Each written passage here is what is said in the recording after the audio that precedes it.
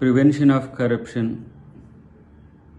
చట్టం కింద కేటీఆర్ మీద ఎఫ్ఐఆర్ నమోదవడం అనేది సాధారణమే. ఎందుకంటే గత కొన్ని రోజులుగా ఏసీబీ ఈ అంశాల పట్ల సమగ్రమైన విచారణ చేపట్టడం ఒకటి, ఫార్ములా ఈ రేస్ కార్ల విషయంలో తను తీసుకున్న నిర్ణయాలు ఏకపక్షంగా ఉండడమే కాకుండా క్యాబినెట్ అప్రూవల్ లేకుండానే నేరుగా నిధుల వినియోగం జరిగిందనేది అభియోగం ఉంది. దాని విషయంలో చట్టం తన పని తను చేసుకుపోతున్న క్రమం. అందుకనే మనోడు ప్రతిసారి అరెస్ట్ చేసి చేసుకోండి, పెడితే కేసులు పెట్టుకోండి, ఏం పీక్కుంటారో పీక్కోండి అనే ఇలాంటి మాటలు అందుకే వస్తున్నాయి అనేది మనకు దీని ద్వారా అవగతం అవుతున్నది. అంటే కాంగ్రెస్ ప్రభుత్వం ఆధారాలు లేకుండా స్పష్టమైన విచారణ మీద నమ్మకంతోనే ఎలాంటి చర్యలకైనా పూనుకుంటుంది. ఈ విషయాన్ని బీఆర్ఎస్ కానీ ఇతర ఎవరైనా కూడా ఆలోచించాల్సిన అవసరం ఉంది. ఊరికే బట్టగాల్సి మీదేసుడే, ఆధారాలు లేకుండా అరెస్ట్ చేసుడే అనేది కాంగ్రెస్ ప్రభుత్వం చేయదు.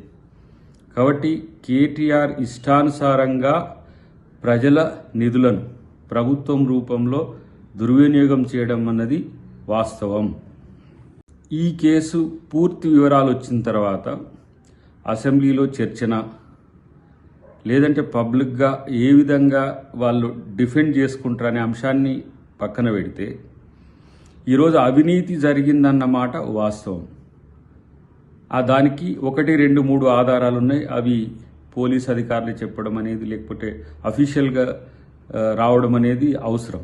కాబట్టి ఈరోజు ముఖ్యమంత్రి కొడుకుగా, నాటి పురపాలక శాఖ మంత్రిగా హైదరాబాద్ నడిబొడ్డున ఎలాంటి పర్మిషన్స్ లేకుండా అది చేయడాన్నే ప్రజలు వ్యతిరేకించారు, సెక్రటరియట్ చుట్టూ మిగతా ఇతరత్ర. కానీ నిధులు కూడా ఇష్టానుసారంగా వాడుకునే హక్కు ఎవరు ఇచ్చిందనే విషయంలోనే ఈ కరప్షన్ ఛార్జెస్ అనేది చేయడం జరిగింది. కాబట్టి ఈరోజు ఏ విధంగా పోలీసులు ముందుకు పోతారు, ఏ విధంగా చట్టపరమైన అంశాల్లో ముందుకు పోతారనే విషయంలో ప్రభుత్వం నిర్ణయం తీసుకుంటుంది. కానీ ఒక విషయం గుర్తుపెట్టుకోండి, తప్పును డిఫెండ్ చేసుకోలేరు. తప్పు జరిగిపోయిన తర్వాత, ఆధారాలు దొరికిన తర్వాత ఇంకా ఏ విధంగా తప్పించుకుంటారో చూడాల్సిన అవసరం ఉంది. కాబట్టి ఇప్పటికైనా వాళ్ళు చేసిన తప్పుల విషయంలో మరీ మొండిగా వాదించకుండా, రాజకీయాలు చేయకుండా, కక్ష సాధింపు చర్యలు అనకుండా విచారణకు సహకరించి ఆ విషయంలో ప్రభుత్వానికి సహకరించాలన్నది మా యొక్క డిమాండ్.